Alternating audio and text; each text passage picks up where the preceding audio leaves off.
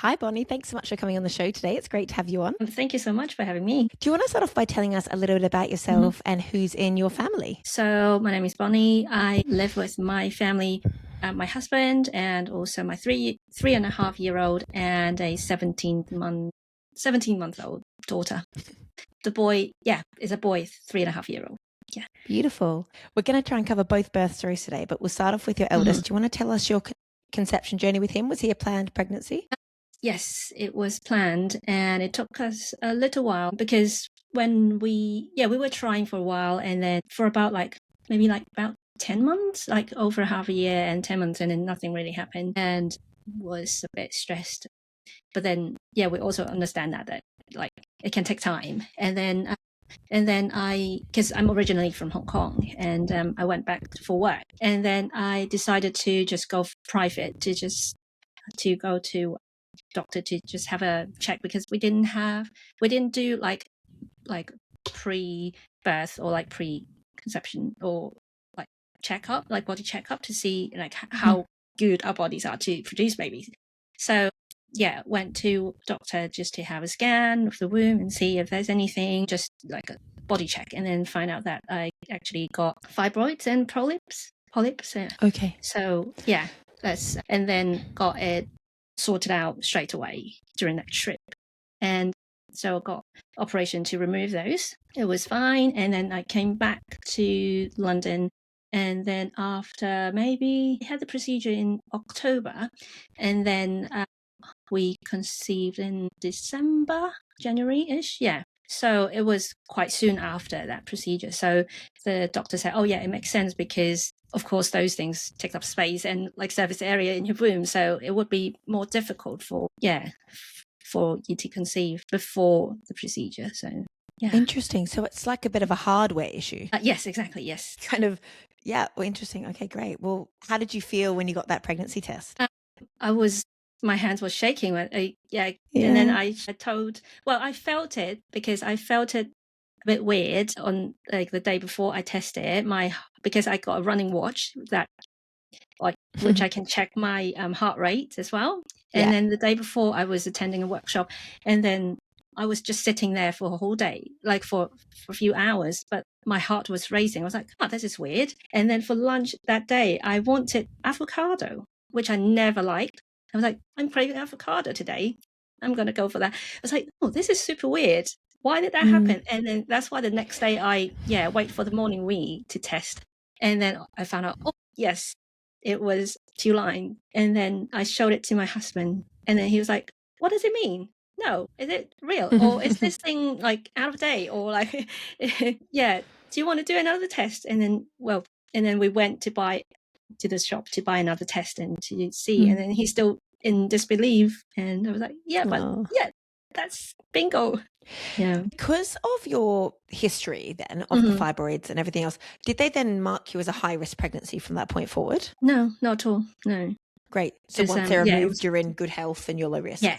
Great. Yeah. So it was completely fine. Yeah. How was your care during your pregnancy? Were you seeing the same midwife? Did you go through the normal NHS route? Yeah, the normal NHS route, and I didn't see the same midwife all along. I did see one or two like more frequently, but then it was different midwife. It was community midwife that I went to see. And it was a bit on and off, because one of the midwife was like kept cancelling my appointments like very last minute. I was like, what? And it was very weird. And then I felt like that she just wanted to have to leave work early on that day, so she moved my appointment sometimes. So I was like, that's weird.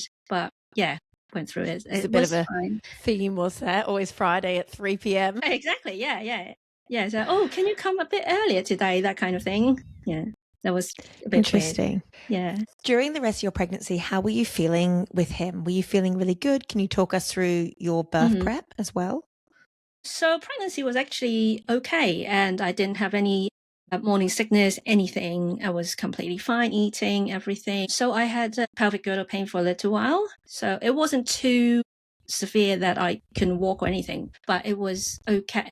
I just need a little bit of like physio and exercising. And then I had carpal tunnel, which was really bad towards the end of pregnancy, and I couldn't like even bring a towel in the morning to wash my face, that kind of thing. Yeah, it carried on for quite a while after giving birth as well. So yeah, it was one of the things that caught me. But other than that, it was actually quite a smooth pregnancy, and been to like monitor his movement once because I was just too like paranoid because he didn't move for a whole morning, but it was completely fine in the end. Yeah. The thing you forget about is they sleep so much, don't they? Yeah. Yeah. Exactly. Yeah. And you find it's like if you're sat down, they're sleeping the minute you move. Exactly. Partying in the night. Yeah. During the day, like drinking cold water, like ice water, eating sweet things. Nope, nothing. But then, like once I want to get to sleep, then he stopped partying. Yeah. How were you feeling in the lead up to birth? Did you feel really confident about it? Did you feel like you really wanted a certain kind of birth? Yes. So I read I think I read quite a lot of things and tried to, because I really wanted water birth. I don't know why, but I just because I think like since I was like a teenager, kind of like a little bit a birth nerd. So I did like watch like birth videos, and during pregnancy, I watch a lot of birth videos as well, just to prepare myself, and also like documentaries, just to get my husband to understand what's going to happen, it might look like. So I really wanted water birth, so I wrote my birth plan, everything. I know that I didn't want like to lie on the bed to give birth, that kind of thing. So I was pretty confident. Pretty confident that I want to do this, and I know what I need to achieve that. I thought so. So it was, I was pretty confident towards the like all the way along. I think, and also because I got friends that just like given birth like in a year ago before, so she gave me a lot of information of how what things to look for, or like what to read, that kind of thing. So it helped a lot as well. Great. So do you want to talk us through your first signs of labour with him then? So yes, it was. I had my appointment, like 40 weeks appointment on my due date. And then I did request for a sweep, or the midwife suggested that. I was like, okay, that's fine. I'm fine with it. And then had a sweep and got a bit of like period cramp, that kind of thing. And then lost a bit of the plug. And the midwife said, oh, you're already like about 2 centimetres dilated. I was like, oh, that's good.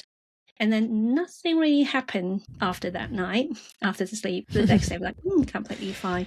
And then it was a day before, actually. It was a day before the due date.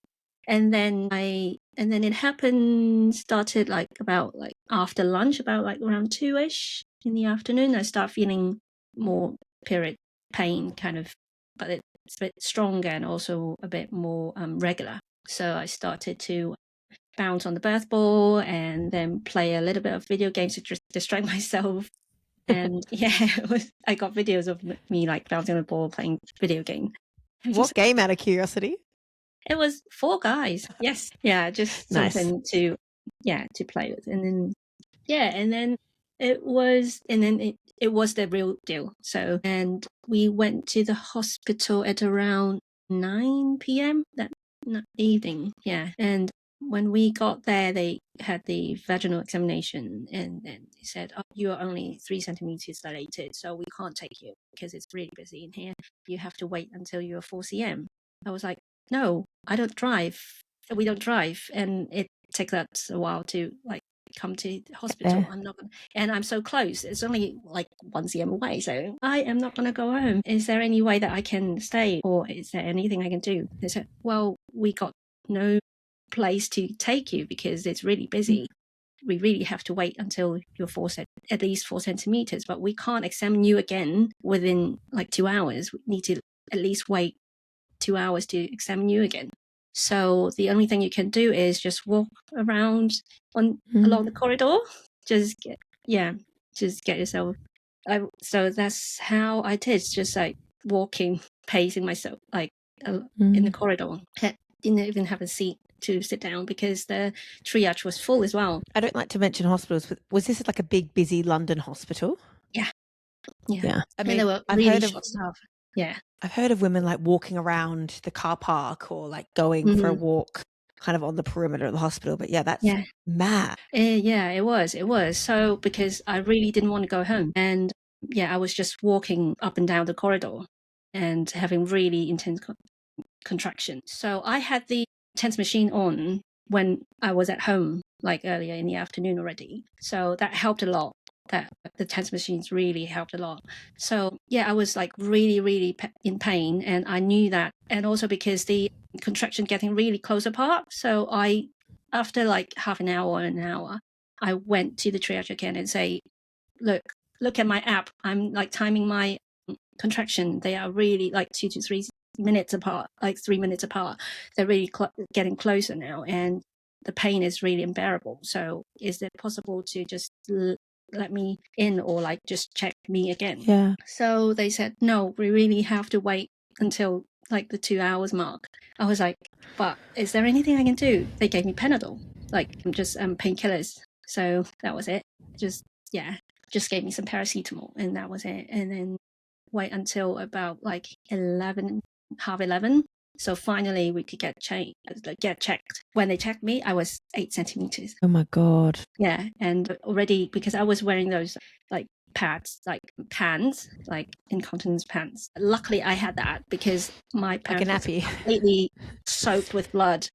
Because it was already so scary. 8 centimeters. So I was like, oh, I could have like been in a room, like relax myself, and but had some privacy. That as well. But maybe it was that walking up and down, it actually helped, because like to dilate from 3 to 8 centimeters within 2 hours. So it actually helped. Crazy progress, I suppose. How were you feeling in yourself during that time, and as you like were taking into a room finally?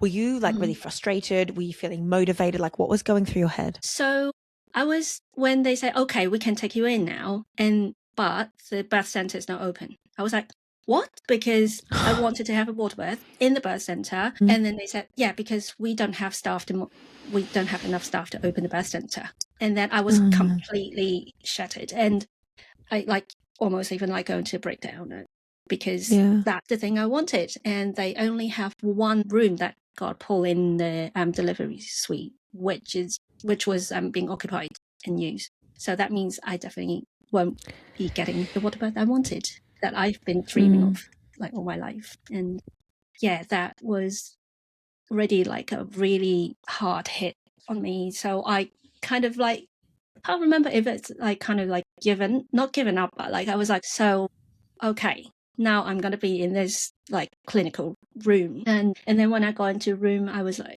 it's quite late already. It was like already like 1 o'clock or like midnight. And I was starting to get really exhausted and tired and sleepy as well, but was like immense pain. And then I don't know what happened that time. I like just decided to go for epidural, which I never wanted to have. So and then I wanted epidural because I was in so much pain, and then I was like kind of already I think it's just the spirit being like being I don't know how to like describe it. It's just you were deflated, it feels like. Deflated, exactly. Yeah, that's the word. Yeah, definitely. And then I got the epidural around like 2-ish a.m. because I wanted the epidural because I was like, okay, if it's gonna happen like this, I at least want some rest, because I have not been like being able to rest. I was walking up and down the corridor. So if I could rest a little bit, then I have the power, I have the energy to push when it comes to time. So that's how the decision was made. And were you thinking a bit like if you had the epidural, you could control how much you were having and you could still feel the pushing? Was that in your head, or were you like, no, I want no pain at all? I wasn't thinking at that moment, really. I wasn't actually thinking. I was just like, okay, I just wanted a little rest, or like maybe even a nap, because it's just so late. And I was worried that I wouldn't have enough energy to push, like if it comes to the time to pushing. So did they check you before? Because I just literally just been checked like an hour. Oh, gotcha. Ago. Yeah. So can't actually check again. So that's how. So and then it was because so short staff, they had to get someone from like a sister hospital to come in to give me the epidural as well, because the person in that hospital was needed in the delivery theater. So how did it feel once you got it? It was a relief. And then I had a little nap, but then now thinking back, is everything gone downhill from there? Because I was in the bed, kind of like semi lying down, not moving, and the progress like slowed down a lot more. So I had the epidural about like 2 a.m., like 1:30, and then when they checked me again in the morning around 6, I was still 8 centimeters or like 9. I did not progress at all. So they suggested, the midwife suggested, I'll break your waters. So just to move things slow and see how it goes. And then she broke my waters. And after an hour, she checked again. I was only 9 centimeters. I was, almost just a little bit of progress. And then when it was about, I think it was, and then in the morning, about like maybe like an hour or 2 later, they checked me again, say, okay, it's now 10 centimeters, you can start pushing. But after half an hour pushing, baby was still quite high, they said. So it didn't move down enough to come out.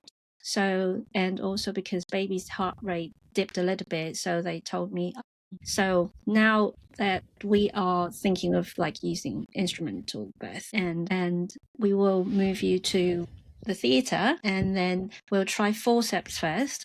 If it doesn't work, we will need to do a emergency cesarean. And at that point, because cesarean is the least thing I wanted, I was like, okay, well, I don't know. Well, of course, at that moment, you're just scared, and you've been told baby is not doing well at that moment. So you just have to accept what they say. So, we went to the theater, and then, well, luckily, it helped. He came out with the forceps. So I didn't have to, go through the emergency C-section, which is, a relief, a little bit of a relief, Did they have to give you an episiotomy for the forceps? I assume so. Yes. And then, so they, it was episiotomy, and then also I got a tear outside of that as well. So, Ooh. and then it took the doctor quite a while to stitch me up, because they couldn't find where exactly the wound is, where there's blood coming from. So it took them really a while after the birth. So I was just lying there, and then the baby's been taken away from me, and he's still in the room, but like not like skin to skin straight away, which I would have imagined or like wanted. And then I saw the doctors like struggling to get it stitched up, and then it really took a long while, even after baby's been taken to have skin to skin with daddy. They were still trying to stitch me up, and I think I lost quite a lot of blood. It's like 700 something, and then it was everything, because in the theaters everything like happened really quickly. So none of of course, they didn't read my birth plan or anything. So, for example, I requested skin to skin straight away, and also requested daddy to cut the cord. It didn't happen. So it cord being cut, like even without being asked, like us being asked, do you want to have daddy to cut the cord or anything? And baby wasn't unwell at all distress, for them to like take him away. And then I remember lying there when they're stitching me up, and I saw my son like on the scale, left alone by himself, crying. I was like, can you get the baby to me? Can you get the baby to me?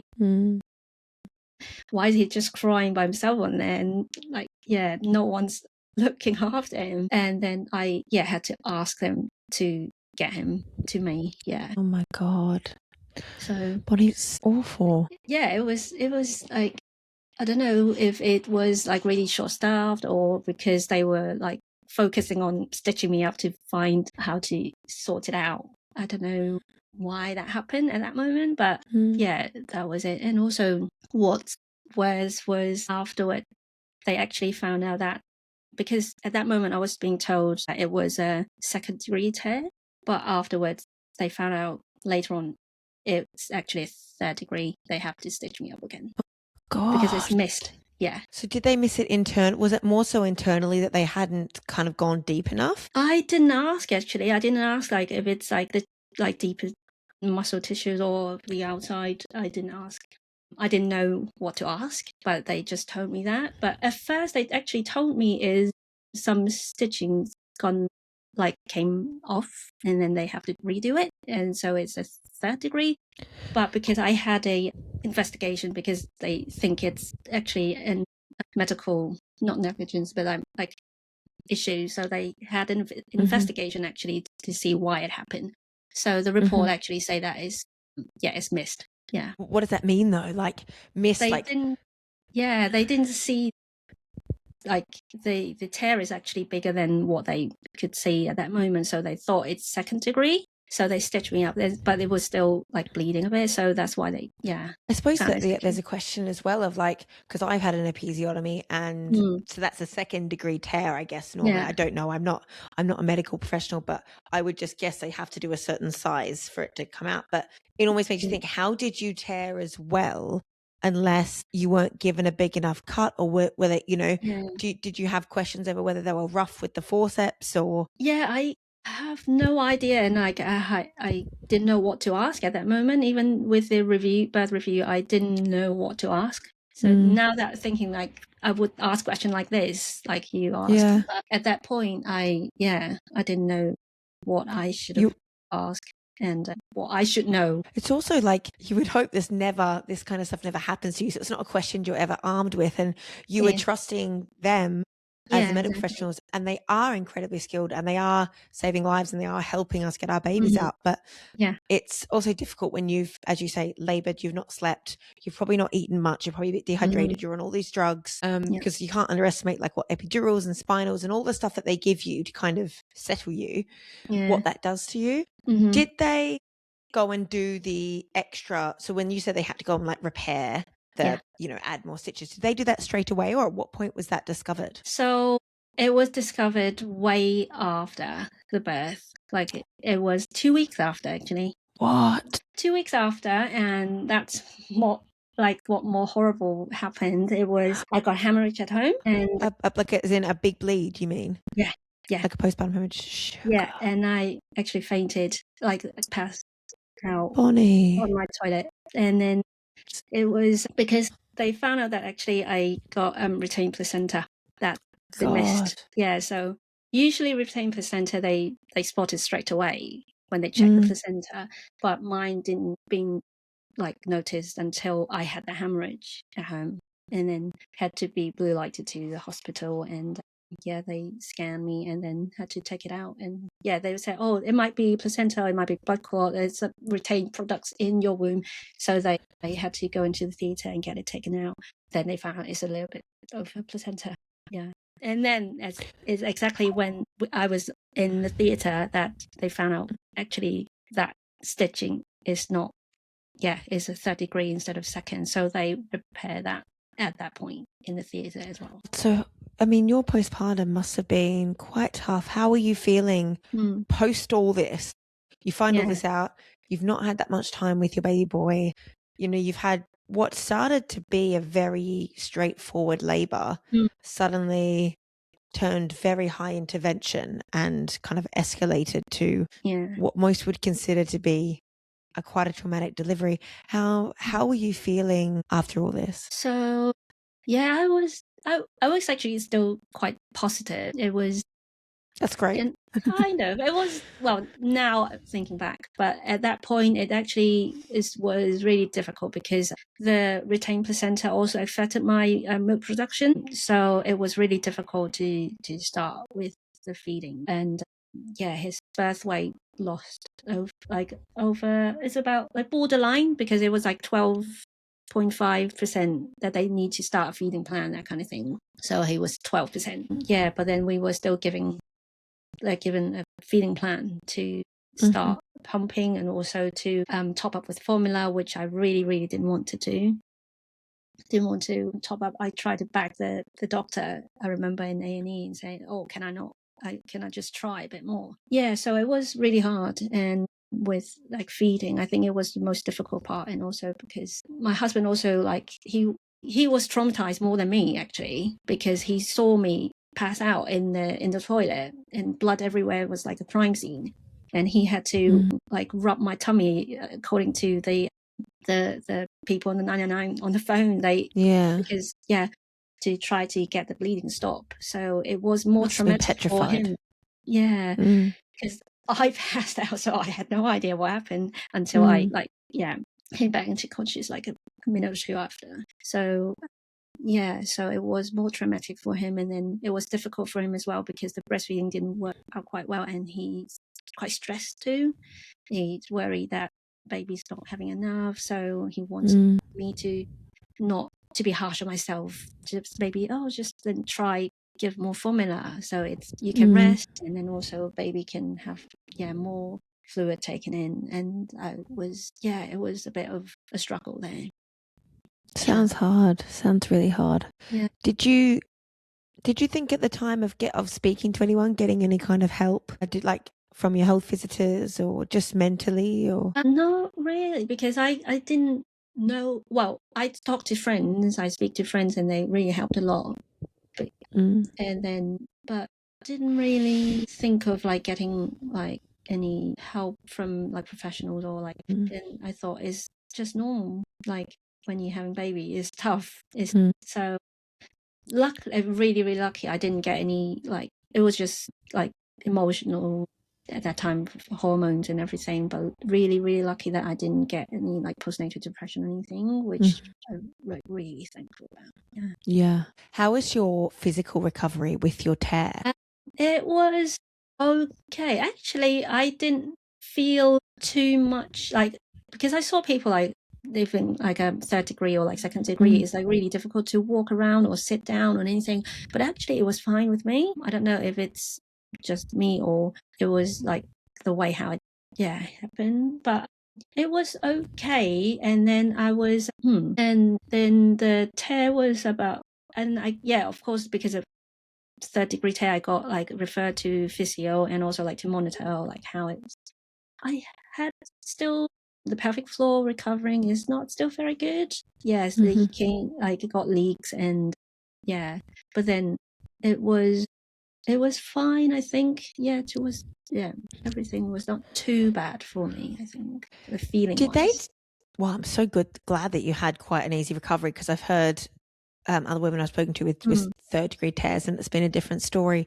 Did they tell you what level of third degree tear? So do they do it in like, is it A, B, and C or something like that? Yes, but I can't remember what it was. But I think and I didn't actually understand what that means. And it was on the report, but it was. I think after maybe like half the year or a year, still got a little bit of like like people like when you, because it's that degree test all the way to ends, so still got a little bit of like pools, like not leaking, but like just you get poo stains in your knickers, that kind of thing. But it was fine after a year.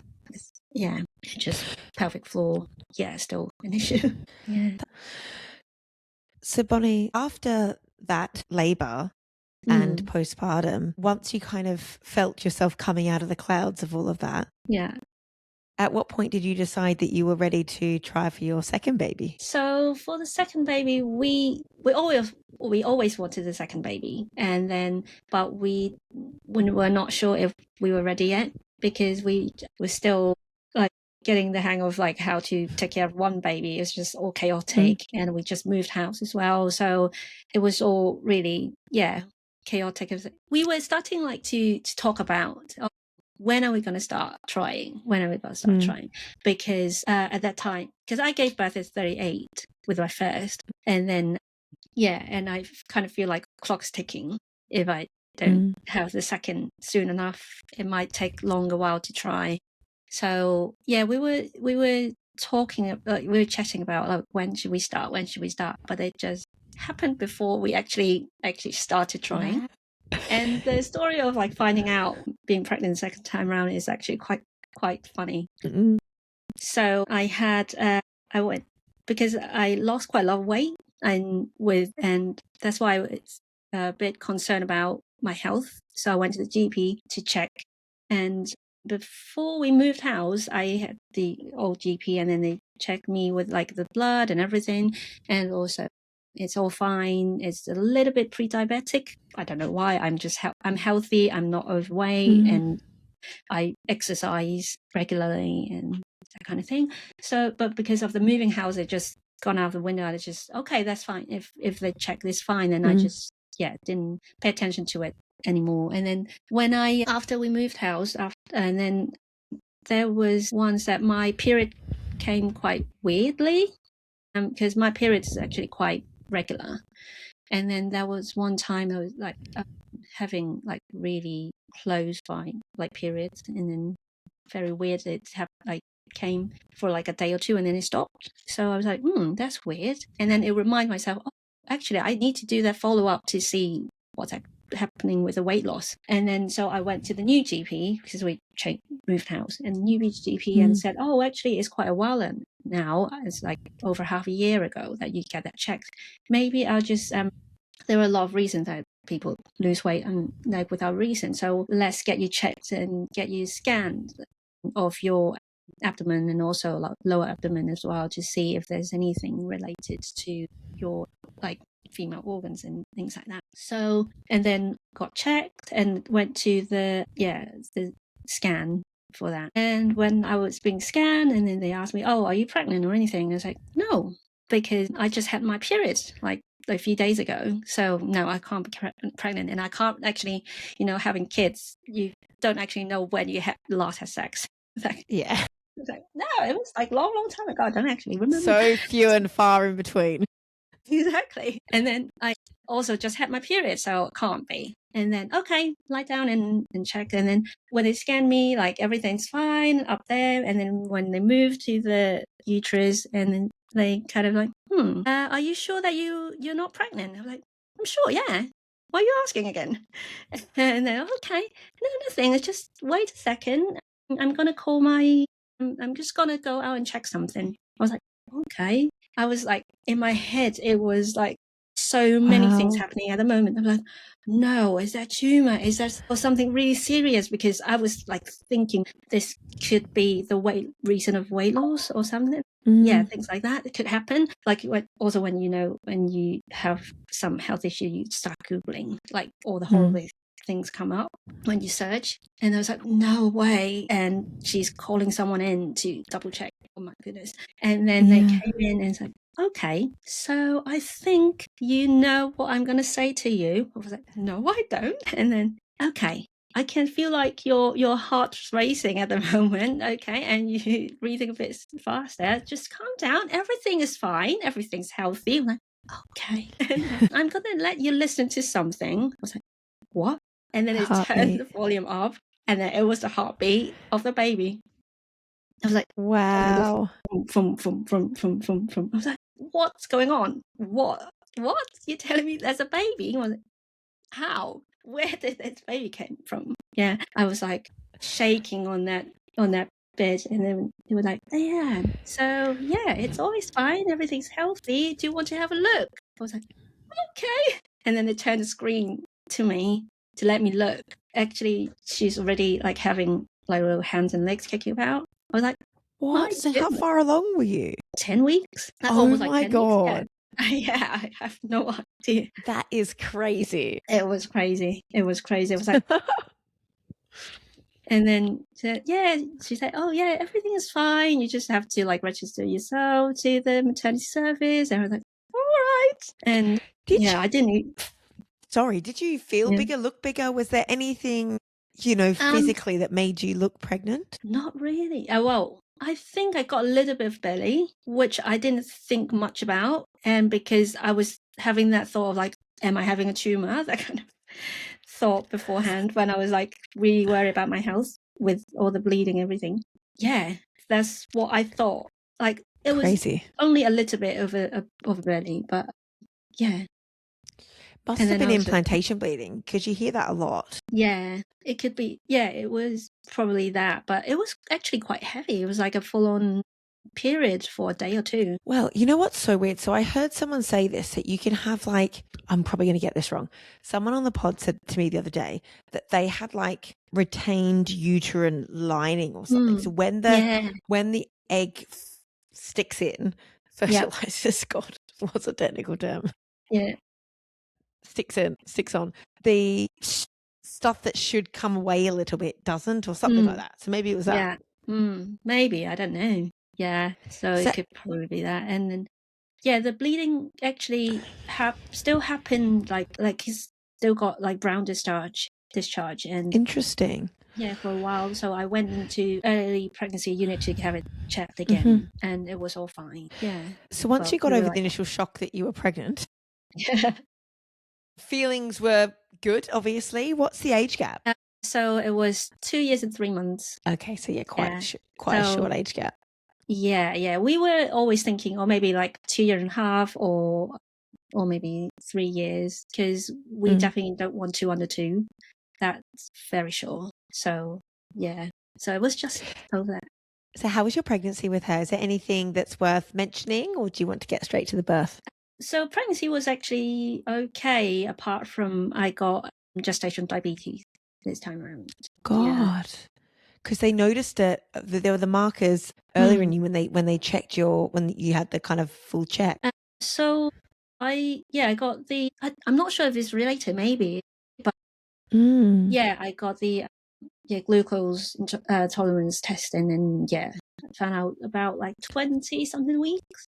So does that then, what do you have to do then if you find out that you've got that? Do you just have to eat really, really clean? Like what are the measures that you put in place? So to start with, just need to eat like and monitor all the diet, and reduce a lot of like carbohydrates, and eat like a lot more protein than before.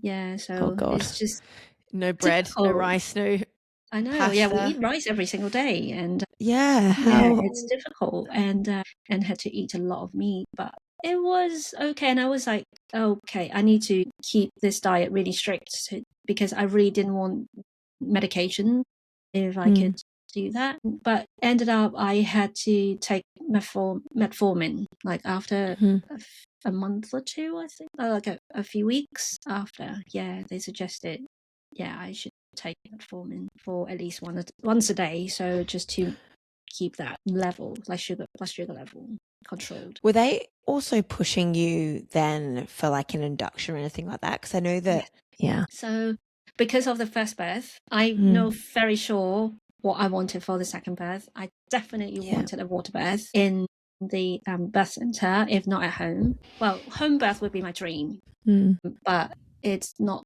I know that with this complication, it's not kind of possible. So, and also, actually, home birth was my first dream birth as well when I had my first. But because back then we were living in a flat, 1-bed flat, so I know that maybe not.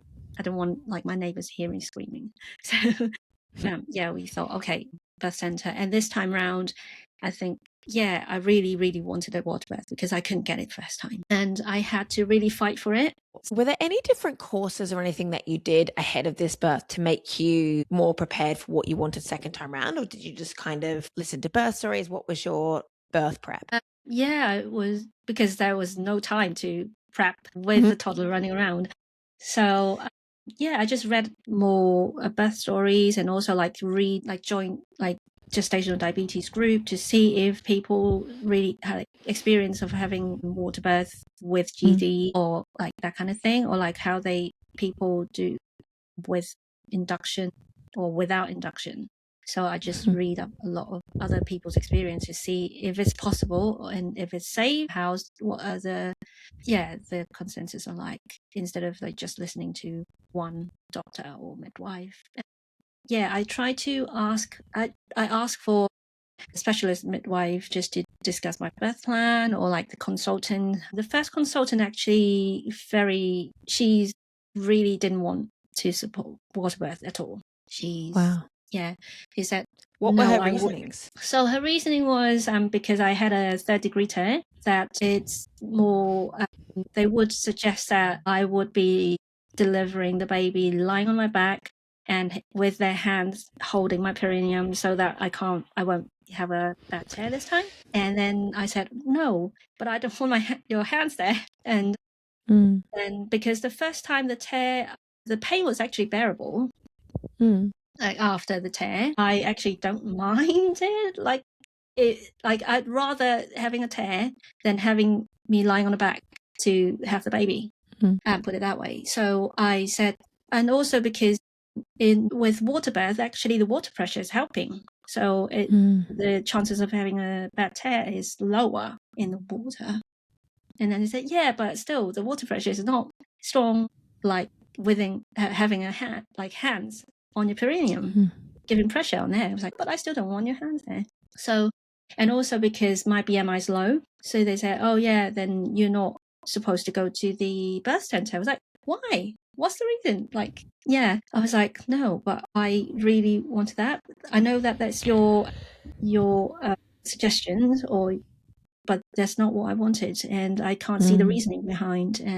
But she's not quite listening actually, so it was like quite difficult conversation there. And she's trying to hold her ground, and I was trying to hold my ground, and I felt like she's not listening at all. So I didn't go anywhere with that consultation at that point. And also because, as you said, because I had lost quite a lot of blood when I was delivering the first baby, so they want to monitor the blood loss and that's what they can't do in the water. Yeah, because there's a chance of me having another hemorrhage in the water, so they don't want that to happen, and they want continuous monitor of the baby. I was like, no, I don't want that. And they wanted to induce me 38 weeks, but I said no. But all the scans like showing that baby's in good size. I'm not having a too big a baby, or like baby's not too small, good size baby. So I don't see any point of why I have to be induced. But they still try to push that. How about we still book you in, but then you just don't show up on the day, as they can't do anything. But just in case we get your bookings in there, so if you change your mind, if you want to come, then you can do that. I was like, okay. But I don't want it 38 weeks. So they booked me in for an induction on my due date. And then I said, okay. And I'll try, for example, if beforehand I don't mind a sweep, because I had a sweep the first time and it works. And I can do sweep before the due date and see if it moves things along instead of having the induction.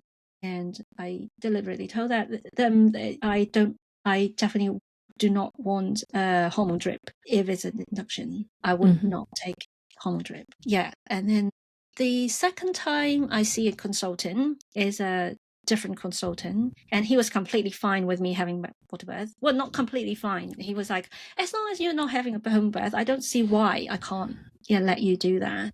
And because that you had a hemorrhage the first time, and also the tear, is only like less than 30% chance that you will have it again. So it's, if you know the risk, if you know the risk and you are happy with that, then I'm happy to like endorse that and then let you to go to the birth center and have a water birth. It should be no Amazing. problem. Yeah, I was like such a relief, because the first consultant was like no, like point no. Yeah, so the second consultant was happy for me to do that, and then he signed it off, and he said, but we can meet in the middle if you agree to deliver the baby in the water and then come out straight away, so that we can monitor the blood loss. That should be okay.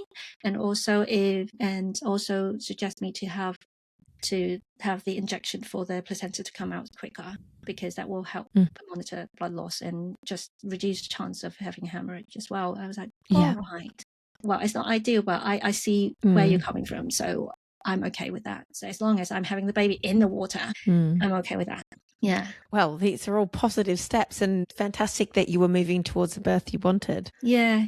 And so it was actually moving towards that, and then when I had my sweep, I think it was 39 weeks. Yeah, just 39 weeks, like a few days before my due date.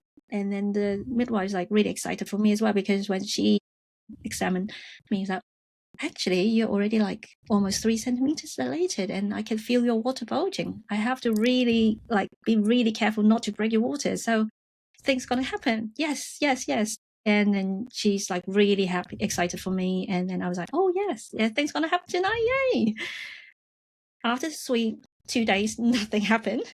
Yeah, and then it came, and then because I was like, oh, should I book a second sweep just in case? And then she's like, no, it's fine. You're gonna have the baby in no time. I was like, okay. Then so that's why I didn't book a second sweep, which I should have. And then yeah, it was my due date and still got no baby. So I decided, okay, I'll just go and have the induction then. Yeah, and then we went in to have the induction. Then they put gel in me. So when they checked me, it was like 3 centimeters, and then they put gel in me, and it happened quite quickly. So they put the gel in me at around like 5 p.m. ish, and then within 2 hours, I start having those period cramps and getting stronger and stronger.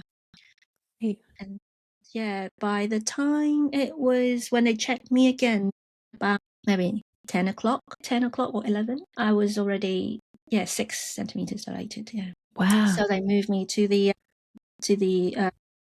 birth center and get the pool filled out.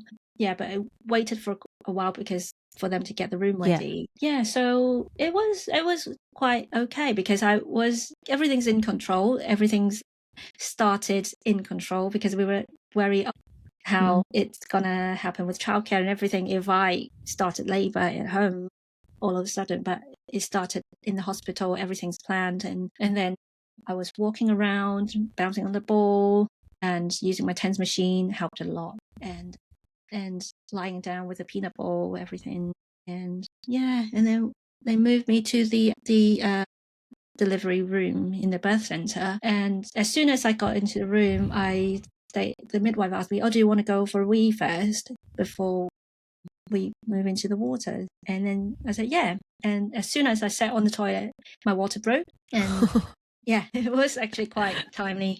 So it's not making a mess everywhere. So perfect. It was perfect. And then after that, she filled out the pool, and then I went into the pool, and it was already quite a close part, the contraction, everything. And I had baby like within an hour and a half. I got into the pool. Oh my God. Yeah, really quickly. Yeah. So I didn't enjoy the water that much. Didn't get a chance to enjoy the water that much. Yeah. Yeah. Well, that's incredible that you went from 6 centimeters to full dilation and then pushing so quickly. So I have so many questions. When you got in the pool, so they knew when you got in the pool you were 6 centimeters. Is that right? When they checked me downstairs in the ward, it was 6 centimeters. And so I don't know what dilation was it when I got into the pool. How did you feel that you recognized transition, or were you just like, I just need to push now? No, I actually don't felt anything special, like different, thinking back. And also like people said like ring of fire and all this stuff, or like that transition phase that you're doubting yourself. I know I didn't have any of those memory. How were you dealing with the contractions as they intensified then? Are you saying that you felt like when you got in the pool, like what was that feeling? Was it complete relief? Was the pain numbed a lot? Or like were you just like in bliss? I was just because I don't know actually, because I know that I feel like a lot of pressure down there, but then I wasn't sure if I should push or not, because I read a lot about like just breathing baby out, that kind of thing. So I did ask, I remember I asked the midwife, is it time to push? Should I push or should I try or not? And then, because I felt the urge to push, but then it's not big enough for me to like really bear down. Yeah. So, and then the midwife said, you can try pushing and see how it goes. Yeah. And then baby was born in the water, and with her hands like next to her face like that. God, how did that go with tearing? Were you okay? Did you have to get out straight away, or? So I got a 2nd degree tear this time, and I went out the pool straight away after she's born, and and then it was okay. It lost a little bit of blood, but not like a lot. And they had to stitch me up, and the midwife actually took a while for her to like really do it up. And I remember because I got a birth partner apart from my husband, my friend was there to take photos with me for us. Yeah, she's a photographer, and then I invited her to come to take photos. And how beautiful. record the the birth, and she came in just right in time. Like she came in like 15 minutes before baby's born. Oh my God. Yeah, it was really tight. Yeah. So yeah, and then they recalled they were saying that, oh yeah, there was a lot of blood, like, and the midwife was struggling to stitch me up properly, and then she needed to find help from other colleagues, and then luckily there was a doctor just walking around, and then she asked that doctor to come in to do the stitching for me. Yeah, and it was okay. Yeah. What was that feeling like when you had your baby girl on you and you had your water birth? I was like, this is so cute. This baby's so cute. I can have the third. I want to have another baby. I want to do it all over again. Yeah, that was my like first feeling. Like, oh, this is so good, Wow. and I finally had the water birth I wanted. So amazing. Yeah. So and your recovery second time round, how was that? How did it feel kind of just dealing with a tear, not having a grade 3 tear, and having a birth like on your terms? It was actually really good. I felt really, really good. And because and I was up and walking and doing things, because it was just before Christmas I had the baby. So like 3 days after postpartum, I was like going out to do Christmas shopping with the baby. Wow. Yeah, so wow. It was actually fine. I felt fine. I felt amazing. And even with like my son, need to care for him as well, because he's quite attached to me at that moment still, because I only wean him off the boob just before baby's born. So he was still very tricky, attached to me. Yeah, very, very tricky, because I had to hold both of them, like to put them to sleep.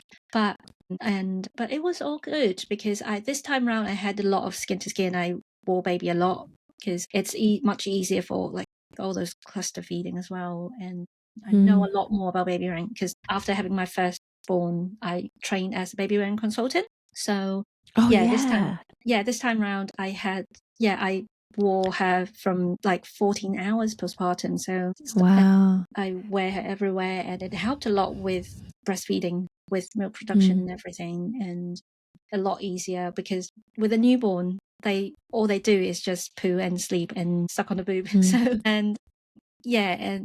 it helped me a lot with playing with my older child and doing other things. So yeah. Can you tell us a bit more about your business and what you do, and explain for anyone listening? Yeah. So I'm certified baby wearing consultant. So I help families to learn how to use slings and carriers safely and comfortably, and help to support them to find the right fit for them, because baby wearing is like buying a carrier is not like a one size fit all.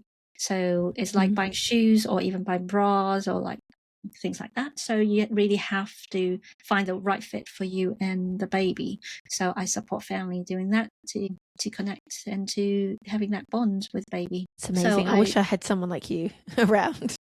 I wish I had something like this when I had my firstborn as well. And so I also do a sling library, so where people can hire a carrier, just to see if that fits them before they decide on which one to go for, because there are so many in the market, and you always only just see a fraction of it in like big shops. So and often they're expensive, so you're like, do I commit to it? Yeah, exactly. Yeah, and you know nothing about it, and the people selling them know nothing about them, and how people in the shop, actually, most of them, they don't have training in how to safely use them. So a lot of baby wearing like items that they might actually come with instructions that are not safe enough to hold a newborn, especially.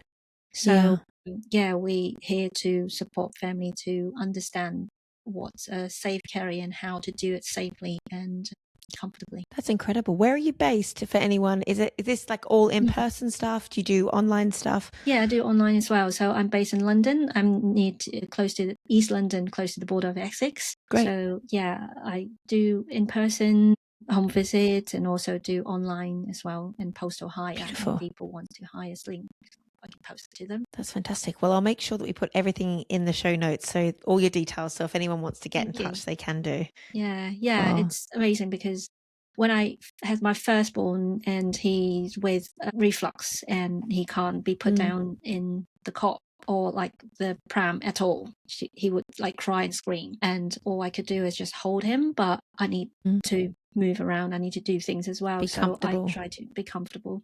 So I try to look for what I can do, and I found out there's a sling library near me, and I went there, and it happens that the person who ran the sling library is actually my midwife. Yeah, but because of like conflict of interest, she can't say that when she's a midwife in NHS. She was my midwife and then a baby wearing consultant that got me into it. That's amazing. Well, Bonnie, it has been such a pleasure. I like to finish each episode with this one question, and that is, if you have any piece of advice that you could impart on a woman listening to this who maybe has had a similar birth to you and wants things to go differently second time round, what advice would you offer them? So I would say just to know your rights, and also to really read up of like think alternatives if there is alternatives, and ask the question of that, because that's since how I because now I'm so trained as a maternity mate that I support birthing mothers at birth as a volunteer. So you just need to fight for what you want, and also to listen to more like positive stories. And also I think it's the unknown that makes a lot of people scared of birth, and people that are scared of how people said it's like really painful to have a labor pain, how painful it is, I can't imagine. But I think as soon as you do more research of like reading on how to, not how much pain you get, but how you can manage that, I think that will help a lot. I think that's to knowledge is power, basically. Thank you, Bonnie. Beautiful advice. Thank you so much. It's been much. so lovely. Thank you for having me. Bye. Bye.